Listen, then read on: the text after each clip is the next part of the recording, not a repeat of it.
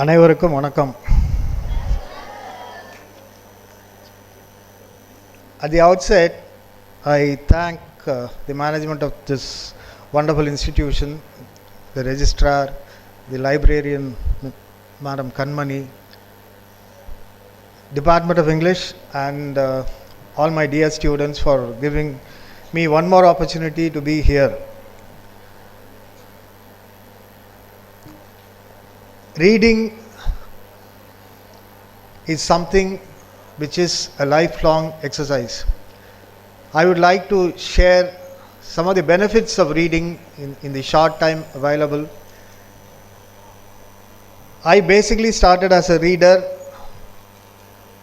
I was not a writer. I transformed into a writer because of my reading, because of the strength I gained through reading. The first book I read when I was in the 4th standard was the Tamil translation of My Experiments with Truth by M.K. Gandhi. I repeated the reading in the 90s for my children. It was a practice in our home to read a few pages from the English version of My Experiments with Truth. So the tradition continued. When I was in the 5th standard, I was made a member in the children's section of the local library, the district library in Kadalur. I am from Kadalur, but I live in Madurai. I came all the way from Madurai. I started this morning only to meet first my second year English students and then address this meeting. Reading is the third best ability of a human being, just below writing. Writing is a culmination of listening, reading and speech. What are the benefits of reading? Till about 2014, I didn't know that reading had so much benefits. My general understanding of reading was that it improves your self-esteem, it improves your knowledge, it improves your vocabulary, it improves your writing skill, it improves you as a wholesome personality. That is the general understanding I had till 2014. In 2014, I was asked to address a gathering of psychiatrists. One of the leading psychiatrists of Tamil Nadu had written a book. It was a book release function, and I was asked to speak about reading among psychiatrists. I wanted to learn more about the impact of reading on the mind, on the brain, because psychiatrists deal with our behavioral activities, our brain, our mind, or whatever. Reading has a close connection with your brain. If you dissect the brain, if there is a dichotomy, if you remove the brain from the body requires all the strength to live. First to live, to breathe, to work, to read, to study, to earn, for everything you require a body. This body requires food every day, at least 2 or 3 times a day. But we don't care anything about the brain. Brain has a special function. Even if you don't care for the brain, it functions. Maybe it slows down as you grow up, as you age. During that psychiatrist conference, I was able to understand that your cognitive abilities, your ability to react to situations in life, your ability to think, your ability to reason, your ability to take decisions, everything improves if you read. Your brain's function improves if you read. Reading helps to postpone many mental ailments connected with your brain. Even today, many of the psychiatric institutions prescribe books, not medicines, to cure mental illness. Schizophrenia, sleeplessness, so many diseases associated with the brain are cured because of reading.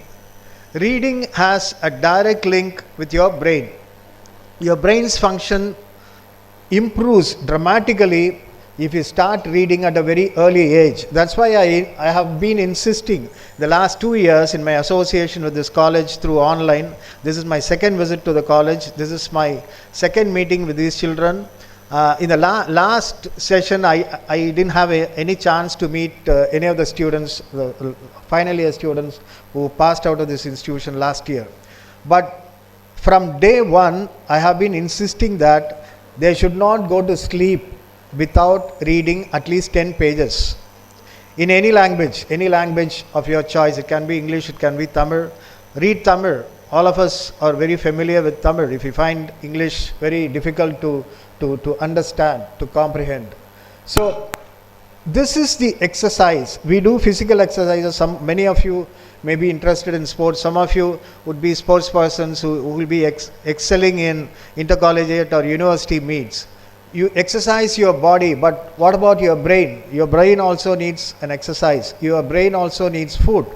What is the food? Both exercise and food is reading. Books are the feed. Books develop your brain, not books read on a screen.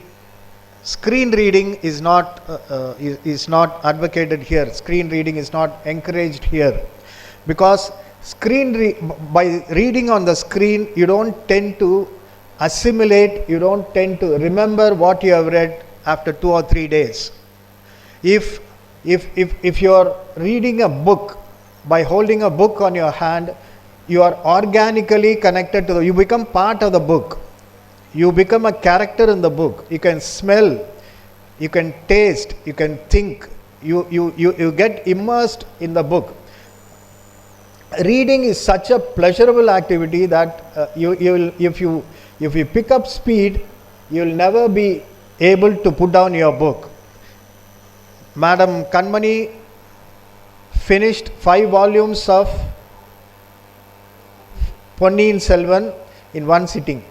One volume will be this much. There are 5 volumes.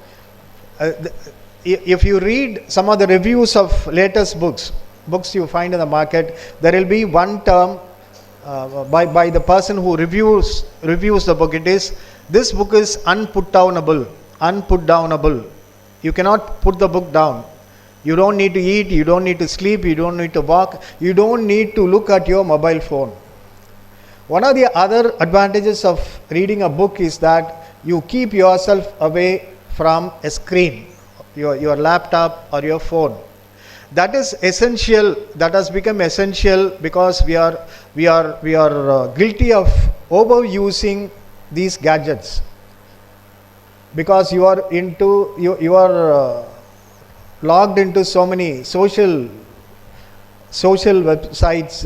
You are in Twitter, you are in Instagram, I've been seeing this auditorium in your Instagram post. This is the first time I'm seeing this. So you are into many social media platforms. So in order to compulsorily keep you away from these platforms, you have to read books. I'll just read out some of the advantages of reading books, or reading as it is. Read anything. It need not be a book. Read a poster, read a handbill, read an advertisement, read a brochure, read a magazine, read a newspaper, read a book, read anything. But it should be physical reading, not screen reading. Some of the best benefits of reading are: 1, it exercises your brain. 2, it is free entertainment.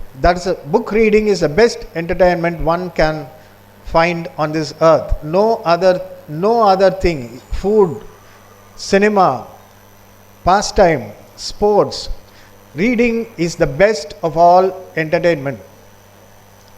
It improves your concentration. Your concentration is so low. I include myself in this. I was able to, like your librarian madam, I was also able to sit in one place and finish a book before I got a mobile phone.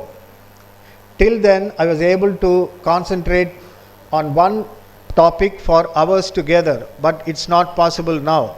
It improves your concentration.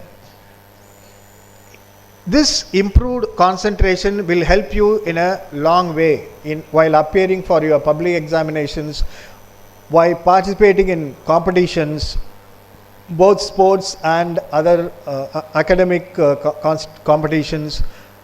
By concentrating on your work, it improves your concentration, because all of us today are e-conditioned.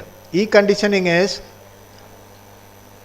what is the maximum length of a program in television? Or what is the maximum length of anything you see on a screen? In your mobile phone, it could be about 1.5 minutes, 90 seconds.